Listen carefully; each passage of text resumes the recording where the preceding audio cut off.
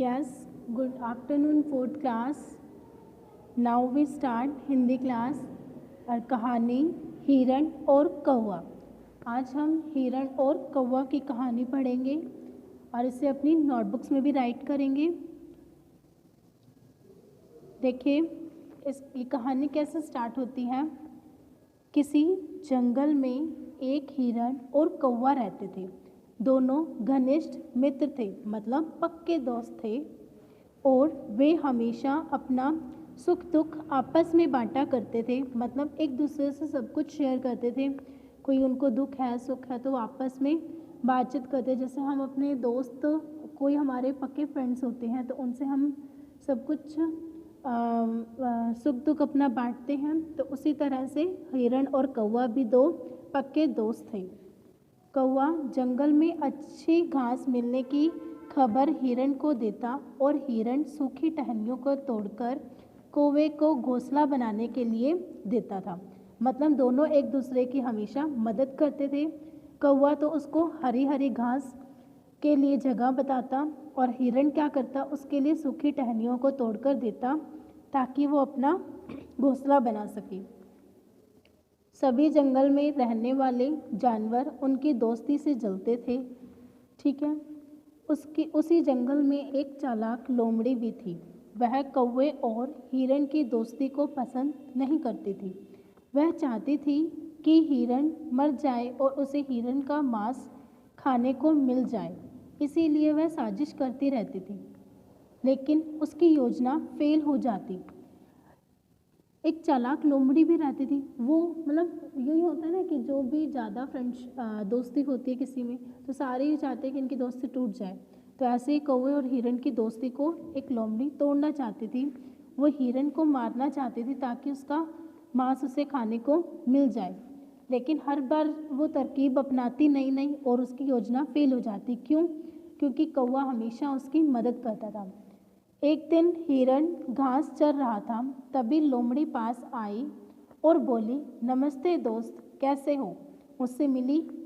हिरण अजनबियों से बात नहीं करता था, इसीलिए उसने लोमड़ी पर ध्यान भी नहीं दिया। लेकिन लोमड़ी प्रयास करती रही और कहा, तुम्हारे सींग बहुत ही सुंदर है। ऐसे सींग मैंने पहले कभी नहीं देखे। वह उसकी तारीफ पे तारीफ करती रहती। अब कोई हमारी इतनी तारीफ करेगा तो हम उससे बात करने ही लग जाते हैं। तो ऐसे ही अपनी तारीफ सुनकर हिरण ने शर्मीले स्वर में लोमड़ी को शुक्रिया कहा। अपन यही बोलते हैं, कोई भी हमारी तारीफ करते तो हम उसको धन्यवाद बोलते हैं। तो ऐसे ही हिरण ने भी किया। अब लोमड़ी ने कहा, ये सूखी घास क्या खा रहे हो? मैं जंगल में एक जगह जानती हूँ जहाँ मीठी मीठी हरी घास है। लोमड़ी ने हिरण को लुभाया, मतलब लोमड़ी हमेशा ही उसको लुभाने का प्रयास करती रहती ताकि हिरण उसके झांसे में आ जाए और वह किसी भी तरह से उसको मार दे। तो इसी तरह से उसने एक प्लान बनाया, एक योजना बनाई कि जो वो घास खा रहा था उसको कहा कि क्या ये सूखी सूखी घास खा रहे हो? मैं तुम्हें हरी हरी घास एक जगह बताती हूँ जहाँ बहुत ही मीठी मीठी घास मिलती है। तो उसको लुभाने का प्रयास किया, लेकिन हिरण ने मना कर दिया और लोमड़ी से अपनी मुलाकात के बारे में कौवे को बता दिया। अपने दोस्त को बताया और लोमड़ी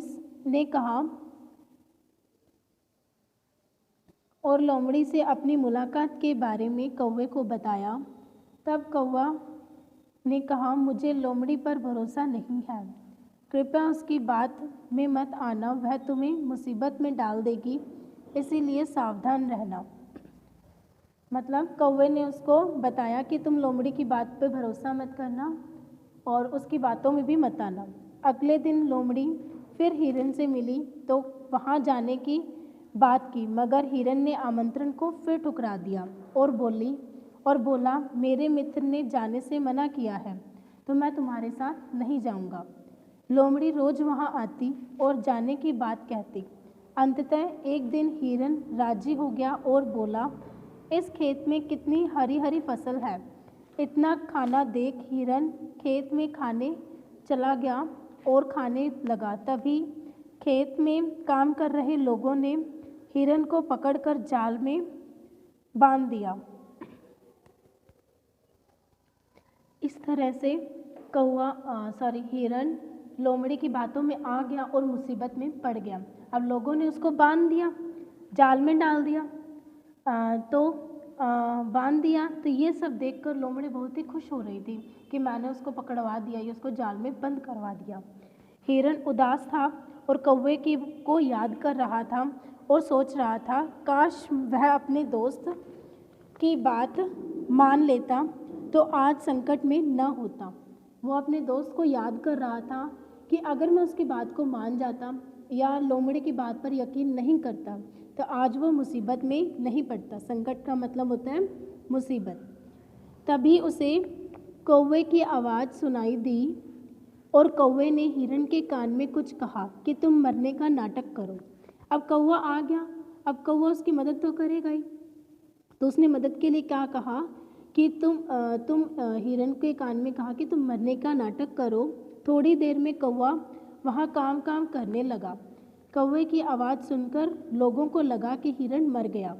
अब वहाँ पे हिरण काम करने लगा। ये कहा जाता है ना कि जहाँ पे कौवा बोलता है वहाँ पे मतलब कोई ना कोई दुर्घटना हुई होती है, किसी की मौत हुई होती है। इसीलिए अब कौवा उसके चारों ओर घूमने लगा, काम करने लगा। तो लोगों को लगा कि हिरण मर गया है और उन्होंने क्या किया, ये देखा कि हिरण मर गया तो उन्होंने जाल खोल दिया। तभी हिरण उठ खड़ा हुआ। तभी अब वो हिरण भागने लगा अपनी जान बचा के। तभी लोगों ने भाला फेंका, लेकिन हिरण बहुत तेज़ी से भागा। वो इतनी तेज़ी से भागा कि वो भाला उसको लग ही नहीं पाया और भाला झाड़ी में छिपी लोमड़ी को लग गया। भाला उसको तो लगा नहीं, हिरण को जाके किसको लग गया, लोमड़ी को लग गया और वह वहीं मर गई। इस तरह कौवे ने अपनी चतुराई से अपने दोस्त को बचा लिया। ठीक है, तो इससे हमें क्या शिक्षा मिलती है? कभी किसी अजनबी पर भरोसा नहीं करना चाहिए और न ही उसके निमंत्रण को स्वीकार करना चाहिए। यही बताया जाता है कि हमें किसी अजनबी पर कभी भी भरोसा नहीं करना चाहिए और ना ही उनसे अगर हमें कोई चीज़ मिलती है तो उसको भी स्वीकार नहीं करना चाहिए, उसको तुरंत मना कर देना चाहिए, क्योंकि उनकी वजह से ही हम किसी न किसी कभी ना कभी मुसीबत में फंस सकते हैं। ठीक है, तो इसीलिए कभी भी किसी अजनबी पे जिसको हम नहीं जानते हैं उन पर तो बिल्कुल भी भरोसा नहीं करना चाहिए। ओके फोर्थ क्लास, अब आपकी कहानी ख़त्म हुई और इसको आप अपनी नोटबुक्स में कंप्लीट करोगे। Okay, thank you.